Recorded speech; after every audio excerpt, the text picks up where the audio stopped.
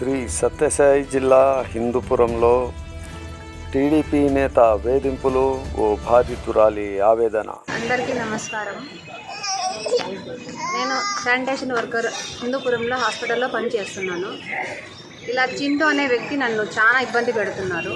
పోలీసులకు ఇంటి దగ్గరకు పంపించి అమర్ అనేవాడు, చింటూ అనే వ్యక్తి ఇద్దరు నాకు ఇక్కడ పని లేకుండా చేసినారు, ఇక్కడ ఇల్లు లేకుండా చేస్తున్నారు. అదేమని అడిగితే మళ్ళీ కంప్లైంట్ పోలీస్ స్టేషన్కి వెళ్తే సీఏ గారు కూడా కంప్లైంట్ తీసుకోలేదు.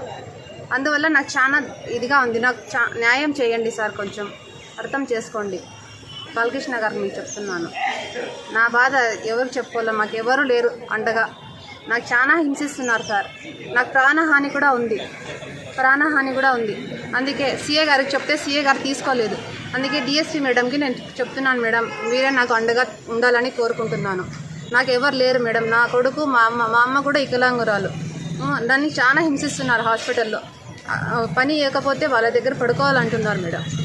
ఇది ఎక్కడ న్యాయమో అడిగితే ఎవరు పట్టించుకోవట్లేదు. మా హలీలాల్ మసీద్లోకి వచ్చి నేను మాట్లాడితే వైఎస్ఆర్ తరపున వస్తున్నారని చెప్తున్నారు. వాళ్ళ తరపున వీళ్ళ తరపున నేను రాలేదు మేడం. న్యాయం జరగాలని వచ్చినాను నేను.